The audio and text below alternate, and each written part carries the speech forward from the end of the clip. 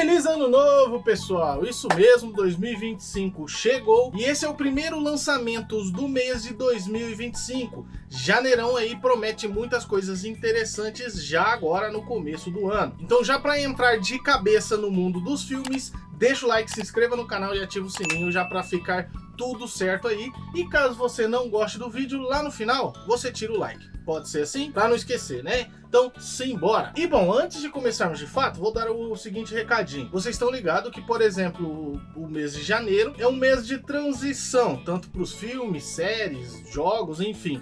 E com isso, algumas datas aí acabam se mesclando, porque alguns filmes foram lançados nos Estados Unidos ou na Europa lá em dezembro e só chegam aqui no Brasil agora em janeiro, principalmente alguns filmes de drama, algumas animações, então por isso algumas datas podem ser divergentes, beleza? Mas os filmes que vamos falar hoje são os lançamentos do Brasil, a gente sempre se baseia na data do Brasil, beleza? Então agora sim, vamos lá pro primeiro filme. Então simbora logo falar do primeiro filme, que já chega agora no dia 2 de janeiro, que na verdade lá fora estreia em 2024, mas chega aqui no Brasil somente em janeiro, que é o filme Nosferatu. O filme é um remake do clássico lá de 1920, se eu não me engano, que era uma espécie de conto do Drácula, mas eles não tinham os direitos autorais do Drácula, por isso chamaram de Nosferatu, que acabou virando aí um grande nome, um grande vampiro da cultura pop. E agora em 2025 chega o relançamento, esse remake com Bill Skarsgård, né, no papel principal de Drácula. Vamos ver aí como vai ser essa nova empreitada, porque parece bem interessante, com esses moldes clássicos, mas com uma tecnologia avançada e, claro, né, tudo que a galera aprendeu de cinema ao passar dos anos. Então pode ser sim um dos grandes filmes de terror do ano. Estou pronta.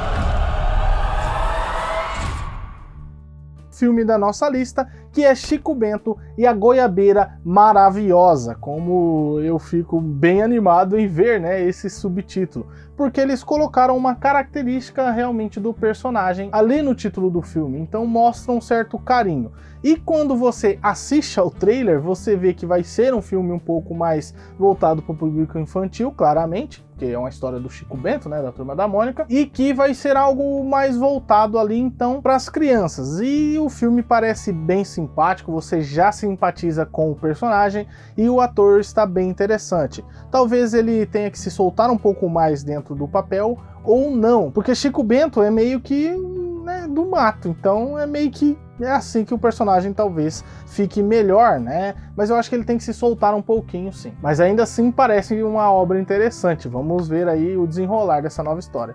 E olha, Turma da Mônica tem vindo forte aí nas adaptações, né? Tanto para o cinema quanto para as séries. Ai, que susto! Bora salvar a goiabeira! É goiaba de graça! Eu não ia deixar nenhum doutor derrubar minha goiabeira. Começando então com o primeiro filme que deságua aqui em terras tupiniquins no começo do ano, que é o filme Pequenas Coisas Como Estas. O filme traz o protagonista Bill, interpretado por Cillian Murphy. Então você já sabe que alguma coisa interessante já tem aqui, né? Pois é, o filme vai abordar alguns temas sensíveis e na questão religiosa e moral da coisa. O filme vai abordar então Bill, que é um pobre, basicamente vendedor de carvão, que tem a sua dignidade, a sua moralidade postas à prova após ele encontrar uma mulher que acabou sendo presa em um galpão de carvão. E ela foi presa lá porque ela não encaixava, aparentemente, nos dogmas da sociedade e que foram impostas pela igreja. Então, assim, bem complicado e, como eu disse, sensível esse tema. O filme se passa em uma época um pouco diferente e por volta de 1985. E agora Bill vai ter aí então uma difícil decisão para tomar, né? Uma disputa entre a moralidade e a sua própria vida, né? Com vários momentos em que ele se questiona sobre a sua própria identidade. Então parece muito interessante e chega logo no comecinho do ano. The Lord is everlasting upon those who fear him. If you want to get on in this life, there are things you have to ignore. O outro filme é um filme um tanto quanto diferente, que reverberou aí pela internet por alguns motivos diferentes do que eu vou mencionar aqui. Mas enfim, eu já entro nesses detalhes. O filme Aqui traz aí um aspecto diferente na cinematografia, porque não é sobre um personagem, por exemplo, que você anda por aí ou coisa do tipo, né? Mas o personagem principal é um lugar. Isso mesmo, um lugar físico que não se mexe. Então ali a gente vai seguir várias histórias deste lugar desde qualquer momento da humanidade, basicamente. Mas principalmente o momento, né, de vida de uma família, onde foi construída, formada e, claro, moldada através desse lugar, basicamente. Onde vamos acompanhar Tom Hanks e Robin Wright através de sua história de vida, pelo menos daquele cômodo, né, daquele lugar. Por isso, Aqui. O filme então vai abordar essa trajetória desse lugar que presenciou a mudança basicamente de tudo. E aí que entra toda a pegada da polêmica, porque o filme, como é um filme que se trata de eras e também de uma passagem de tempo, ele teve que ter aí um envolvimento de IA, né, a inteligência artificial, que foi colocado sobre os atores, né, Tom Hanks e Robin Wright, que acabaram aceitando, né, esse papel para fazer dessa forma. Então essa que foi a polêmica, a própria IA basicamente. Mas o que a galera achou é que eles estavam colocando modelos de IA dentro do filme para interpretar, né, o Tom Hanks e a Robin. A questão é que os atores estavam presentes em todas as cenas. A IA foi apenas para dar aqueles toques de rejuvenescimento, né, para que esses atores tivessem a idade que o filme está tentando passar, pelo menos a passagem de tempo inteira de suas vidas. Então é por aí que a IA serve, né, para que os próprios atores deem vida aos personagens, mas que ela precisa estar ali para ajeitar algumas coisas em questão de idade nesse filme. Então a galera se exaltou, mas não é bem assim. Então o filme vai trazer vários aspectos interessantes e que pode ser sim uma grande pedida aí para os amantes do gênero.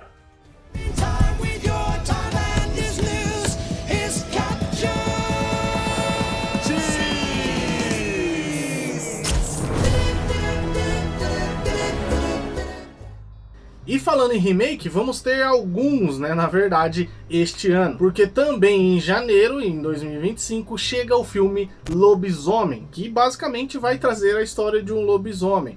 Vamos ver se eles vão conseguir, né, entrar aí no top de melhores transformações de um lobisomem na cultura pop. Porque sempre gera essa discussão, né, sobre a transformação desse ser mitológico que se transforma de homem para uma espécie de lobo ou coisa do tipo. Os melhores talvez fiquem entre o Lupin de Harry Potter e também o Van Helsing, onde Gabriel acaba se transformando em um lobisomem. Mas também há quem diga que o melhor de fato é um vampiro em Londres ou algo parecido com isso. Então fica essa briga aí. E lobisomem pode ser sim uma grande empreitada aí para os tempos atuais. Vamos esperar para que seja bom filme e não a bomba que a gente assistiu anos atrás.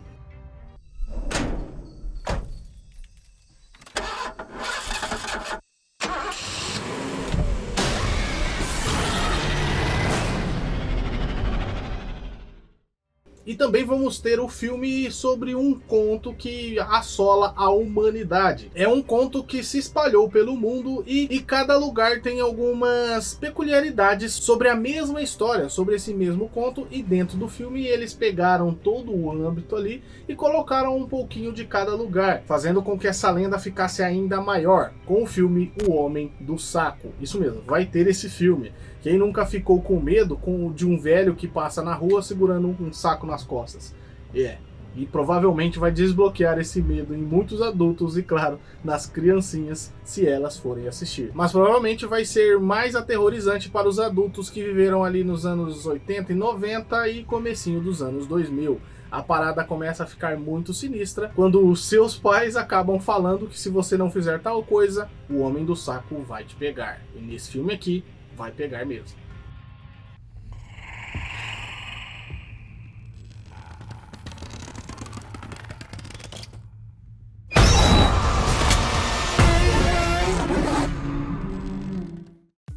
E também temos uma comédia dramática chamada A Verdadeira Dor. O filme traz aí atores insanos, diga-se de passagem, Jesse Eisenberg e Kieran Culkin. Sim, o irmão de Macaulay Culkin. Então vocês já sabem que o cara manda bem. Ele já participou de alguns projetos insanos também. E o ator realmente entregou várias coisas interessantes na sua trajetória. Assim como o Jesse Eisenberg, que a gente assiste vários filmes, na verdade, e ele tá sempre a mesma coisa. Mas enfim, aqui nessa história, eles vão viver dois primos que basicamente viajam para fazer uma road trip, mas não só pela viagem em si, mas sim por conta da sua família, né? Então tem toda essa questão um pouco mais dramática envolvendo essa homenagem para a avó deles. E como vocês sabem, primos sempre tem aquelas questões. Então a parte da comédia em si vai ficar nesse ponto, onde a relação entre os dois, né, de quando eles eram crianças, vão vir algumas vezes à tona, mas ao mesmo tempo vai ter esse lapso. Então é uma comédia dramática que parece bem interessante, que pode ser sim ali uma grande experiência um pouco diferente, né, nesse âmbito, com esses dois gêneros implementados dentro dessa história, que parece bem mais real do que a gente possa imaginar. Então é mais ou menos por aí que A Verdadeira Dor vai seguir. Grandma was from here, so Dave arranged for us to join this geriatric Polish tour with you fine people. I really needed this, man. I know that it's tough for you to leave your boy. E a gente pode começar então falando de um desenho um pouco mais infantil, né? Já pra gente começar o ano bem mais leve, com o filme da DreamWorks, O Homem-Cão. Esse aqui, como eu disse, é um desenho mais infantil, produzido pela DreamWorks, que vocês já conhecem, que tem essa pegada em alguns filmes que eles fazem, ao mesmo tempo que eles com certeza fazem alguns filmes bem mais cabeça, como por exemplo Como Treinar o Seu Dragão, o mais recente Robô Selvagem e várias outras coisas. Mas de vez em quando eles têm esses tipos de desenho mais bobinhos voltados para o público infantil mesmo, né? Que basicamente é a fusão de um cão e um homem policial que acabou ali tendo, né, uma certa questão, e eles então acabaram se fundindo. O começo, em certos aspectos, me lembrou até Robocop, só que daí vem para esse lado da fusão, algo parecido com o Mosca, né, aquele filme trash dos anos 70, 80 ali. Então tem várias coisas ali que eles colocaram, né, para talvez fazer uma referência ou para que o roteiro consiga avançar, só que o intuito mesmo é ser um pouco mais infantil. E no visual lembra bastante o visual do filme O Homem Cueca, sabe? Então é mais ou menos essa pegada aí. A trama parece simples, né? Assim como a gente já viu em vários outros filmes policiais e coisas do tipo, que acaba transformando então esse policial em um homem-cão, com o corpo de um homem e a cabeça de um cachorro, basicamente. E diga-se de passagem, um cachorro aí que lembra bastante os nossos queridíssimos vira-latas caramelos. Então assim, vai com as expectativas certas pro cinema, porque provavelmente você vai precisar de uma criança para entrar nesse aqui. Então fica ligado aí nesse filme da DreamWorks, que já chega no comecinho do ano nas férias. Homem-cão, a sua única função é grudar os olhos nesses monitores. Então se alguém pegar o seu brinquedinho preferido e apertar ele assim, você olha pros monitores. E se por acaso... Então esses foram os destaques de filmes para o mês de janeiro, mas ainda não acabou, temos alguns outros lançamentos que ainda chegam este mês. Então DJ, aumenta o som para conferir outros lançamentos deste mês, e tem muita coisa interessante, principalmente que já saiu lá fora, beleza?